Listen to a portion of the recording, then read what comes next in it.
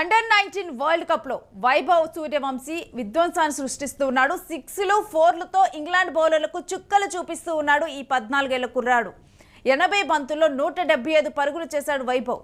15 సిక్సర్లు 15 4లతో విధ్వంసం సృష్టించాడు. 55 ఓవర్లో 253 పరుగులు చేసింది ఇప్పటికీ భారత్.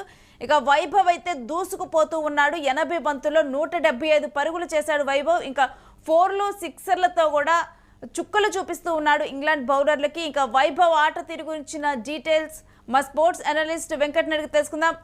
వెంకట్, వైభవ్ సూర్యవంశీ తన ఆట తీరుతో చాలా చురుగ్గా దూసుకుపోతున్నాడు. పూర్తి డీటెయిల్స్ ఏంటి?